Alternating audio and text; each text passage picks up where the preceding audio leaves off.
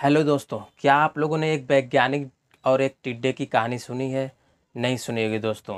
आज मैं एक टिड्डे और एक वैज्ञानिक की कहानी सुनाने जा रहा हूँ, जिसको सुनकर आप लोगों को कुछ सीख मिलेगी। दोस्तों बता दूँ, एक बार एक वैज्ञानिक ने एक टिड्डे को पकड़ा और उसे अपनी आवाज़ पर छलांग लगाना सिखाया। वैज्ञानिक टिड्डे से कहता कूदने के लिए। उसकी आवाज़ सुनते ही ज़ोर से टिड्डा छलांग लगा देता। अब वो वैज्ञानिक था तो प्रयोग करना तो बनता ही था। उसने टिड्डे के छलांग पर प्रयोग किया।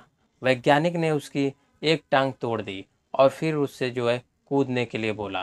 टिड्डे की छलांग की दूरी कम हो गई। जाहिर सी बात है दोस्तों, अगर एक टांग टिड्डे की तोड़ दी जाएगी तो बेचारा कुछ ही दूर तक कूद पाएगा।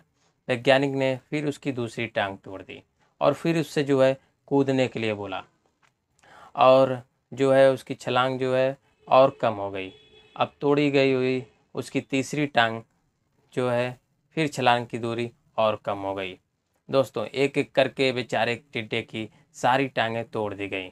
अब आखिरी टांग टूटने पर जब उससे कूदने के लिए कहा गया तो बेचारा टिड्डा हिल भी नहीं पाया।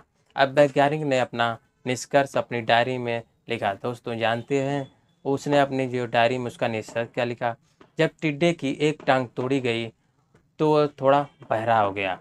जब उसकी दूसरी टांगें तोड़ी गई तो और बहरा हो गया और इसी तरह हर टांग टूटने के साथ वो बहरा होता चला गया और सारी टांग टूटने के बाद बेचारा टिड्डा पूरा ही बहरा हो गया। टांग टिड्डे की टूटने के बाद वो बिल्कुल बहरा होता चला गया।